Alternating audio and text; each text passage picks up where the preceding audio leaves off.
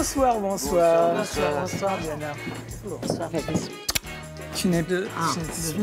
David, c'est aussi... Oui. T'as venu sans veste. Au sommaire de votre magazine du cinéma belge, à quelques jours de la 5e cérémonie des Magritte, récompensant les meilleurs films produits ou coproduits dans notre pays et sortis en 2014, je reçois celui qui fut maître de cérémonie des 2 précédentes éditions, le comédien Fabrizio Rongione. Révélé par les frères Dardenne dans Rosetta, il est depuis présent dans presque chacun de leurs films, mais pas seulement. À ses côtés, un grand nom de la production Made in Belgium, Diana Elbaum, Les Barons, La Marche, Mon pire cauchemar, c'est elle. Avec ces 2 acteurs très actifs de notre cinéma, nous verrons les tendances, les difficultés, mais aussi les points forts de cette année cinéma écoulée. Allez hop, Home Cinéma, c'est parti. Je vous reçois avec grande joie et grand plaisir, parce que c'est bientôt, on est à l'aube des Magritte 2015. Donc il était important pour nous et pour BTV de recevoir 2 personnalités du cinéma belge, très très différentes. Hein. Donc il y a Diana Elbaum, qui est productrice chez Entre Chiens et Loups, qui est une société qui vit depuis plus de 20 ans. 25. 25. 26. 2015, 26. Tu as une carrière assez incroyable, beaucoup de choses, on en parlera plus tard. Fabrizio, que tout le monde connaît, aussi, chez nous d'abord, et qu'on a vu grandir à travers les films de Jean-Pierre et de Luc Dardenne, que le grand public connaît un peu mieux grâce aux séries Village français et Mafiosa. On évoquera aussi ton parcours étonnant. Tu as présenté les Magritte 2 fois. Qu'est-ce que vous pensez des Magritte? Est-ce que vous pensez que c'est utile, ces Magritte? Je te laisse d'abord répondre. À moi la parole. Tout pays, je pense, au monde a ses Magritte. Et donc, que ce soit les Césars en France, les Goya en Espagne, et on peut comme ça faire le parcours de la planète. Donc, c'était mettre un coup d'éclairage à un moment donné, un arrêt sur image d'une année passée de cinématographie, de rêves, d'exploits. De pleurs parfois, sur notre cinéma. Et oui, donc c'est très important, puisqu'il y a, comme on sait, toujours un petit peu ce décalage entre le public et nous. Et donc, au plus on va parler de nous, et au plus on va faire comprendre que le cinéma, c'est pour notre public, au plus il y aura des ponts qui vont se tisser entre cette audience et le cinéma. Et après, il y a des talents fantastiques, ça permet de découvrir des talents, ça permet de mettre en avant un métier aussi. Mais pourquoi maintenant? En fait, pourquoi est-ce que c'est pas venu il y a 10 ans? Fabrizio? Malheureusement, la Belgique a toujours souffert d'une espèce de complexe d'infériorité. Et plus, je dirais, le Belge francophone, quoi. Le Belge francophone a toujours souffert d'une forme de complexe d'infériorité par rapport à ce qu'il fait, par rapport à ce qu'il est. C'est ça qui fait d'ailleurs quelque part notre force, parce qu'on a ce côté justement autodérision que les gens, je dirais par exemple les Français aiment bien chez nous. C'est qu'on ne se prend pas au sérieux. Mais la faiblesse de ça, c'est qu'en fait, on ne se prend pas assez au sérieux. Donc ces Magritte, c'est très important pour la profession et qui cherche désespérément ce pont avec le public. J'espère que c'est plus important pour le public que pour la profession, mais c'est aussi important pour la profession. Dernière ligne droite pour les Magritte QV 2015. Les nominations sont connues depuis le 7 janvier. Les votants élisent en ce moment leurs favoris dans chaque catégorie. Arrêtons-nous sur les 3 principales: meilleure actrice, meilleur acteur, meilleur film. Attends, avant le mariage, il y a les fiançailles. Fiançailles? Oui, fiançailles. Fiançailles, mariage. On va faire les choses dans l'ordre. Ça t'arracherait la gueule, hein, de demander. J'ai appris à ne jamais rien demander à personne. Et t'as raison, t'as bien raison. Seulement ici, ça risque de te coûter ta peau. Would you wait for someone 3 months? If I were in love, yes. If you're in love. Tu sais, j'ai aimé t'embrasser. Mais à quoi ça sert? On se comprend pas. Moi, je vois bien, quand je parle, tu me trouves compliqué. Mais... Attends. Toi, moi, je comprends pas tes blagues.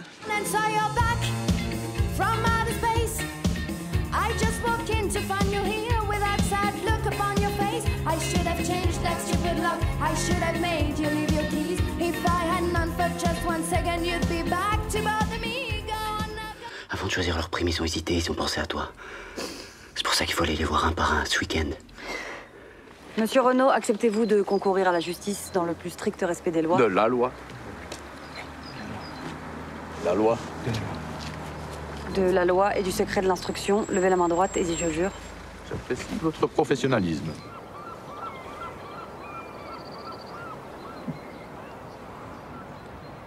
Parfait.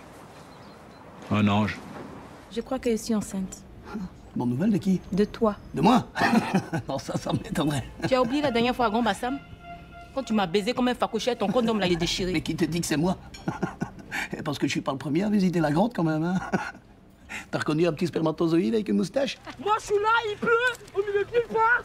Je suis fatigué, je sens plus mes pieds. Ah, t'en as de la chance, parce que nous, on les sent, tes pieds, hein. Et regarde-le sous le terrain, il s'excuse de respirer. Il dort. Quand je suis parti, la dernière fois, qu'est-ce que je t'ai demandé? Un tueur. Un tueur. Tu vois un tueur? Alors, Rosette, faut mettre le couvert. T'as déjà fait ça? Oui. Alors, tant mieux. Alors, en principe, on sera 38 ou 40. Je dis bien en principe, parce que Robert et sa femme n'ont toujours pas confirmé. C'est quand même pas difficile de dire je viens pas, enfin bon, soit. Donc, si tu en mets 6 de chaque côté, ça nous fait 12 par tablier, ce qui nous fait 12 fois 3, 36. Ce qui serait parfait si Robert et sa femme ne viennent pas, mais qu'on ne peut rien prévoir, on est obligé de prévoir par nous-mêmes. Je vous imagine pas une seconde en train d'enchaîner des rendez-vous comme ça avec des inconnus. Mais alors pas du tout. Vous voyez quand vous voulez être gentil. Qu'est-ce qui vous fait penser ça? Quand on est belle comme vous, on n'a pas besoin de ça. Je suis pas belle. Pourquoi tu coupes?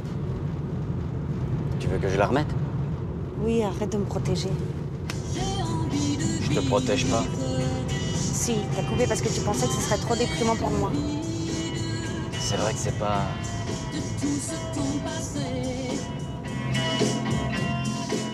Du suspense, il y en aura également autour des autres catégories, comme les meilleurs espoirs féminins et masculins. Pour les résultats, rendez-vous le samedi 7 février à 19h50 sur BTV, bien entendu.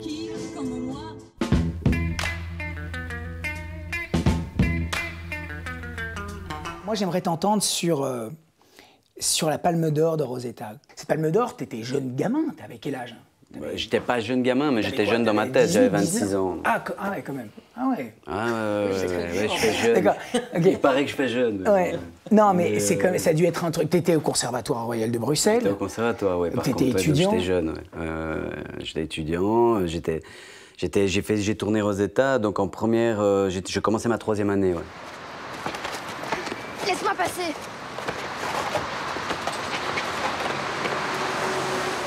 Écoute, ça a été un tremblement de terre, et ça a été d'ailleurs un énorme tremblement de terre, parce que c'est ça qui a été le fondement de ma psychanalyse, comme j'ai déjà dit une fois à un journaliste, dans le sens que ça a été complètement... Tu sais, moi, je me souviens qu'au conservatoire, donc c'était en 98, en fait, moi, mes professeurs, en fait, ils nous disaient à nous, comédiens, si vous voulez faire ce métier, vous devez aller à Paris. Bien sûr. Donc à mon époque. Maintenant, je sais qu'ils ne le disent plus, ça. Et donc, en fait, si tu veux, effectivement, quand il y a eu Rosetta, ça a été une expérience assez traumatisante. Mais toi, comment tu vis ça personnellement? Quand vous êtes rappelé... Ça a été assez traumatisant parce qu'en fait, quand tu reviens à l'école. On est arrivé... Ouf. En fait, si tu veux, déjà, on est arrivé le dernier jour du festival. Moi, je me souviens très bien, ce truc que je raconte souvent, c'est que quand on est arrivé au Majestic, donc il y avait les frères Émilie et moi, il y avait comme ça une série de photographes avec leurs, tu sais, les longs objectifs. Ils étaient 4 comme ça devant le Majestic et ils avaient leur appareil comme ça. Et je me souviens parfaitement, il y en a 2 ils ont levé la tête, ils nous ont regardés et ils ont rebaissé la tête comme ça. Et là déjà, tu vois, et c'était la première fois que je me retrouvais... Genre vous êtes personne. Genre c'est qui quoi. Déjà je m'attendais à ce qu'ils nous refoulent à l'entrée, tu vois. Et donc, effectivement, imagine, le samedi soir à la projection, donc montée des marches, bazar. Le dimanche, on était toujours là, ils nous disent, vous pouvez rester parce que vous allez recevoir un prix. Le dimanche soir, il y avait la cérémonie, prix d'interprétation pour Émilie. À ce moment-là, nous, on se dit, les frères se disent, bon, bah, c'est bon, c'était ça le prix. Et boum, Palme d'Or. Palme d'Or, Rosetta de Luc et Jean-Pierre Dardenne. Je me souviens très bien que quand le direct s'est arrêté, il y a eu une espèce de raz-de-marée. On nous a pris comme ça. On est rentré dans un ascenseur, on est monté dans cet ascenseur. Je me souviens, il y avait Michel Piccoli dans l'ascenseur. Donc imagine, moi j'étais encore étudiant, donc en ça j'étais jeune. Traumatisme, quoi. Et je me retrouve sur le palais, sur le toit du palais, avec la Direct France 2, la Direct de TF1. Et le lendemain, on reprend l'avion, on arrive à Bruxelles. Et c'est marrant parce que ça, c'est un truc que j'avais fait dilette dans ma tête. Mais c'est les Diables Rouges, là. C'est Mexico, 86. Oui, Mexico 86, quoi. Ouais. Tout l'arrivée de Zaventem, mais je te jure, c'était tout le truc, tout le corridor, c'était rempli de gens avec des drapeaux, quoi. Des drapeaux qui gueulaient comme ça. Ah, Luc, Jean-Pierre, Émilie, machin. Et effectivement, le lendemain, je retourne au conservatoire. Un peu la gueule de bois, là.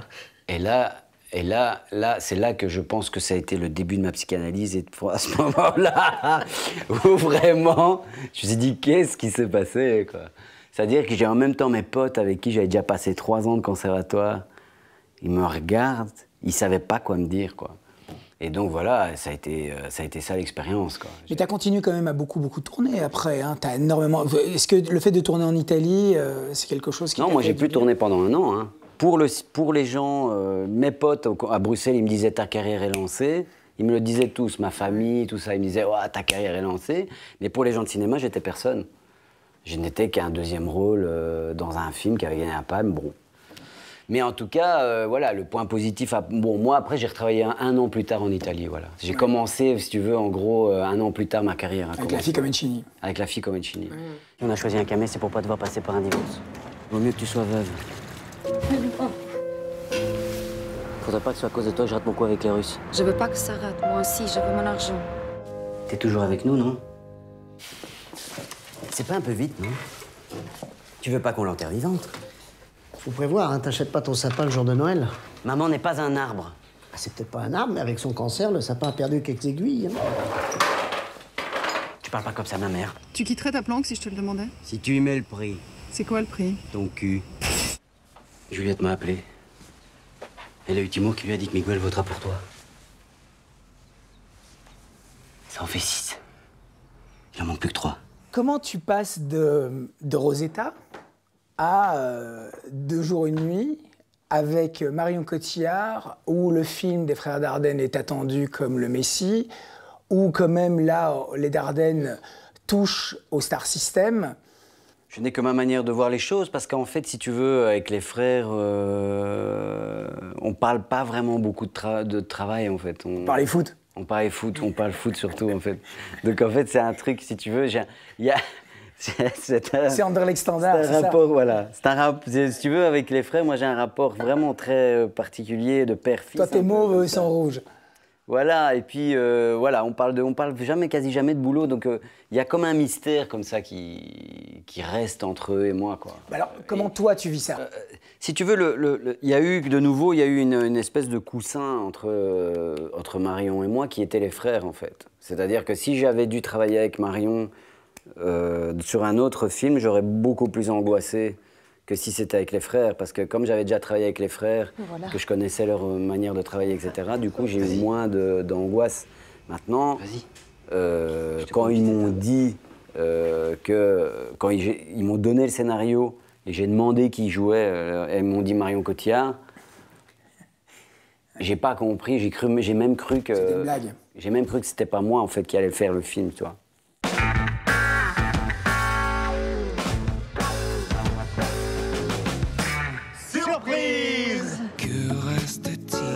À l'affiche, les souvenirs de Jean-Paul Rouve, avec l'inusable Annie Cordy, une grand-mère de 85 ans qui se retrouve en maison de retraite et se demande ce qu'elle fait avec tous ces vieux.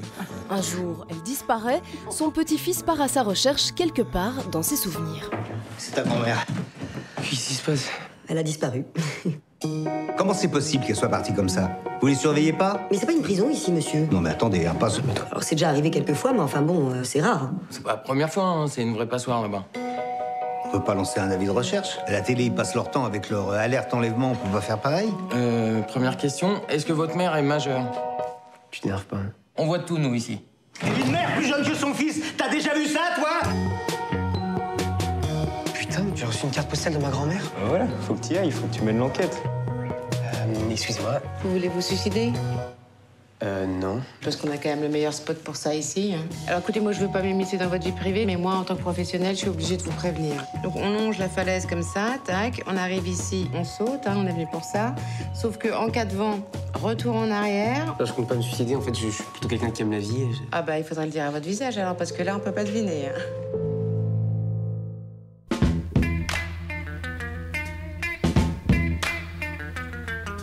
Diana aussi, toi, tu as un parcours quand même assez incroyable. C'est-à-dire que... Donc, non, mais je suis sûr que tu ne sais pas cette histoire, mais Diana, donc tu m'arrêtes. Hein. Je t'arrête. Donc, Diana... Je t'arrête. Non, en fait, donc, tu as grandi ici, tu es partie à l'école, tu es partie à l'université à New York, où tu as étudié les lettres sud-américaines. Oui, littérature sud-américaine, oui.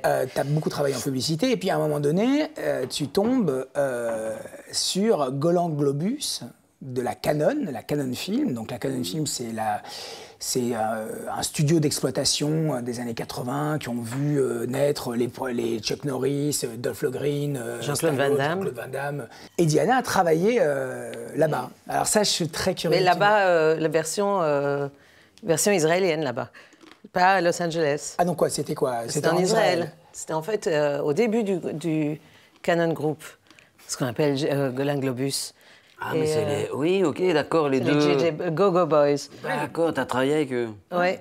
Ok, pas mal d'années, mais ça, c'est... Donc Bloodsport, par exemple, Bloodsport, qu'on a tous vu avec Jean-Claude Van Damme, c'est eux. American Warrior, c'est eux. Enfin, tu vois... Rambo 3. Le truc avec Over the Top, c'est eux. Enfin, tu vois, c'est toute cette vague de films, Rambo... Rambo 3, les Chuck Norris...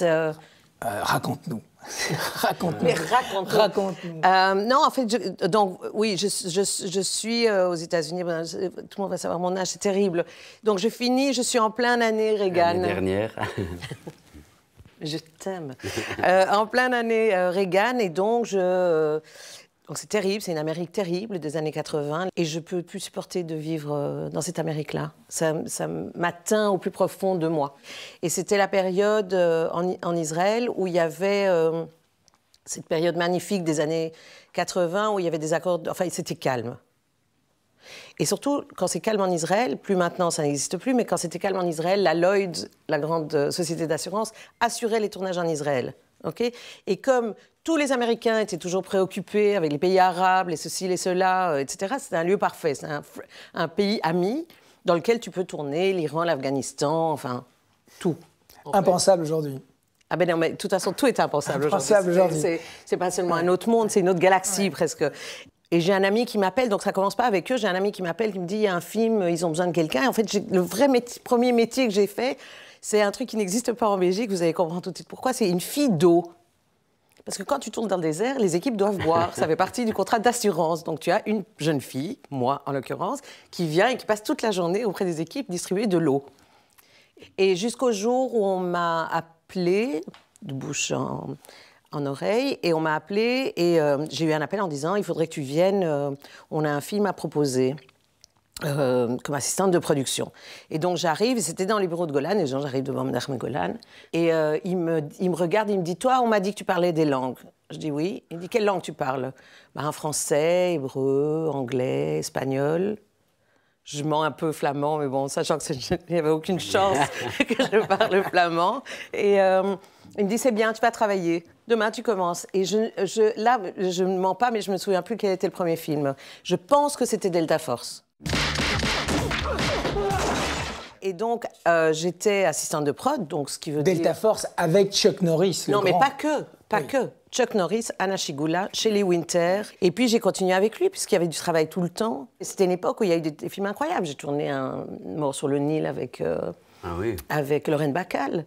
J'ai tourné Little Drummer Girl, Hannah Kay, etc. Mais donc, comme assistante de production, toujours ce qui me convenait très bien, parce que tu ne pouvais pas te rapprocher des sphères du pouvoir, parce que tu étais juste décapité, à peu près. Et tu as travaillé combien de temps pour 4 ans. 4 ans. Et ça a culminé, ma carrière, Golan Globus, a culminé. C'est peut-être pour ça que je fais du cinéma d'auteur aujourd'hui, mais bon, ça c'est la psychanalyse, mais ça a culminé avec Rambo 3. Et donc quoi, tu satures après Rambo 3, tu te dis mais c'est plus possible. Non, même pas, j'aurais aimé continuer en fait, parce que je m'amusais beaucoup et je gagnais bien ma vie, mais l'intifada 1 est arrivé en 88. Et là, la Lloyd a arrêté d'assurer les films. Et donc, du jour au lendemain, il n'y a plus eu de boulot du tout. Pourquoi tu es revenu en Belgique, créer une société qui s'appelle Entre Chiens et Loups, qui produit et coproduit énormément de films depuis très longtemps, mais pourquoi est-ce que tu reviens en Belgique à une époque où il n'y a rien? Le fait est que je ne me voyais pas 4 ans plus tard retourner aux États-Unis. C'était trop. C'était encore Reagan, il avait été réélu. Et je pense que je n'avais pas envie de ça. Et donc, fort de ça, effectivement, j'arrive en Belgique. Mais ce n'est pas vrai qu'il n'y avait rien. Parce qu'en fait, le timing était bon. En 88, c'est le début de la pub. Ah oui. Okay. C'est le début de la pub. Et donc, il y a plein de travail d'un coup en Belgique. Et il y a beaucoup d'argent. Très peu de monde qui savait faire. Fabriquer. Et donc, j'ai travaillé comme ça en pub jusqu'en 93. Et puis en 93, j'en ai eu marre. Et j'ai démarré ma boîte, je me suis plantée. J'ai tâtonné, j'ai réfléchi à ce que j'aimais. Et puis j'ai eu une très très jolie opportunité qui est Philippe Blasband et Pierre-Paul qui arrivent. Et c'était quoi, Thomas est amoureux? C'était Thomas est amoureux, ouais. Et j'ai dit OK, je voulais lire le scénario, c'était Thomas est amoureux, on l'a produit. Et c'est en fait un des films qui m'ont lancé. T'imagines que je vais entraîner des gamins dans tes histoires à la con? T'as pas toujours pensé ça? Le monde a changé pendant que t'étais en tôle. Un jour, on a eu raison, peut-être, mais maintenant, c'est fini. Le monde n'a pas changé, c'est toi. Toi, tu as changé. L'indépendance du Congo. Si elle est proclamée aujourd'hui dans l'entente avec la Belgique, avec qui nous traitons d'égal à égal, nul Congolais digne de ce nom ne pourra jamais oublier que c'est par la lutte qu'elle a été conquise. Ah merde, elle a jamais mordu quelqu'un, ta femme? Qu'est-ce que vous voulez? Nous ne sommes pas mariés. Ça vous gêne pas de vous promener en slip dans mon appartement? Non, vous voulez que j'enlève? Hassan, on est jeudi après-midi. C'est super, t'as vu? C'est mon tour. En plus, la dernière fois, vous m'avez donné qu'1 heure de retard. Attends, Fouad, la dernière fois, elle était stationnée 1 heure devant chez toi. Tu voulais quoi, que je te la mette dans la boîte aux lettres en plus? Putain, c'est pas la première fois que tu fais chier. Je te jure, en plus, à chaque fois, il nous la ramène à sec, lui. J'ai l'impression que tu fais des tours dans le Varac pour vider le réservoir, espèce de radin de mes couilles. Radin de mes couilles? C'est comme ça que vous parlez, les gars? Entre frères, entre musulmans? T'as quand même produit Les Barons. Ouais. Et en fait, moi, j'ai voulu faire ce métier en regardant tous les films italiens qui passaient sur la rail quand j'étais petit, que je voyais en Italie quand j'allais en vacances. Donc les films de Risi, De Sica, etc. Et en fait, j'ai vraiment retrouvé, moi, dans Les Barons, cette espèce de volonté comme ça. Et parce qu'on parlait aussi des frères, ça qui est un peu commun. Les Italiens, à l'époque, ils disaient tout le temps, ces grands réalisateurs-là, ils disaient tout le temps, nous, on raconte nos voisins, quoi. Mmh. Et en fait, j'ai vraiment retrouvé la même énergie dans Les Barons que je retrouvais dans ces films-là, qui, moi, m'a donné envie de faire ce métier. Et je pense que c'est pas un hasard si le film a marché.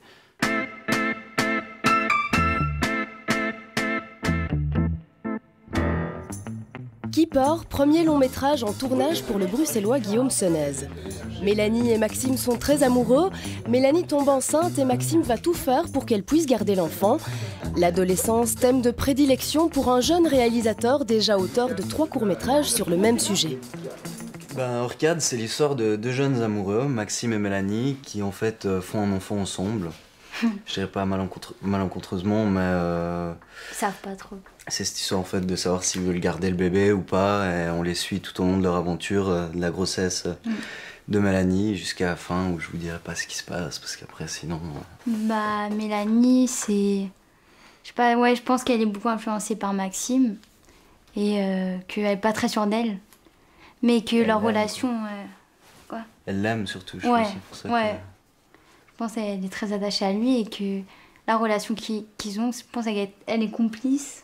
Ouais, ils sont complices. Genre, non, pas complices. Ah oui, ils sont complices, mais... comment on dit? Ils sont respectueux. Ouais, ils se respectent l'un l'autre, quoi. Maxime, tout du long, il y a cette espèce d'influence qu'il a sur Mélanie. Et du coup... il y avait cette fragilité que je retrouvais chez Galatea et Kessie était beaucoup plus confiant, beaucoup plus à l'aise dans son corps, beaucoup plus... ouais, il a ce charisme comme ça qui lui est propre et ça matchait assez bien, je veux dire. Bonne ambiance, bonne équipe, tout le monde est gentil, tout le monde est sympa. Pas trop de pression. Non, franchement, alors c'est vrai que c'est un film, c'est assez marrant. Je sais pas si c'est parce que c'est un film belge ou quoi, mais... C'est vrai que c'est un film où on sent pas vraiment cette tension derrière, de stress. Et puis c'est gai, quoi, de voir ces deux jeunes comédiens arriver le matin, sourire jusque-là, ils proposent des choses, et ils posent des questions. Et voilà, moi, c'est comme ça que je conçois un film, quoi. Guillaume nous laisse le temps, et Ouais. c'est bien. On cherche aussi un peu avec lui. Ouais, on cherche pas mal, quoi. On essaye de chercher des choses, et voilà, quoi. Pour incarner le tout jeune couple, 2 comédiens pas tout à fait inconnus. En fait, j'ai commencé au théâtre avec mon père, quand j'étais petite, au Théâtre du Soleil. Et après, ma soeur a fait des films et j'ai trouvé une agence. Et c'est grâce à mon agent que je suis arrivée sur ce film. J'ai commencé par Rome, d'Ursula Meyer. C'était mon premier film où j'ai été casté par Casting Sauvage. Entre Rome et celui-là, j'ai fait Gainsbourg de Johann Sfar, où j'interprète le rôle du jeune Gainsbourg. Ensuite, j'ai fait Le Magasin des Suicides de Patrice Lecomte. Après, j'ai fait L'Enfant de haut d'Ursula Meyer avec Léa Seydoux. Ensuite, j'ai fait Le Anne Fontaine, Gemma Bovary avec Fabrice Lucchini. Et puis, voilà.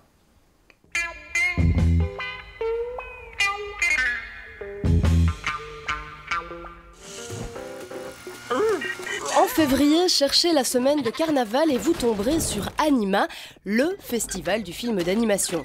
En ouverture, Shaun the Sheep de Movie, dernier film des studios Hardman, à qui l'on doit les Wallace et Gromit, Chicken Run ou encore Arthur Christmas.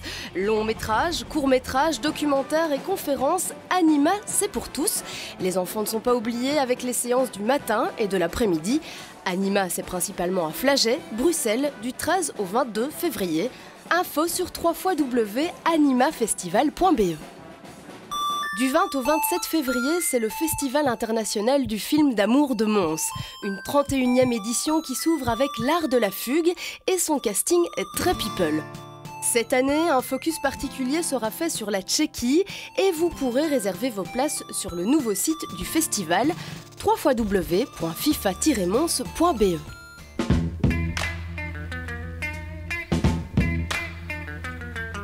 Je pense qu'on va se quitter.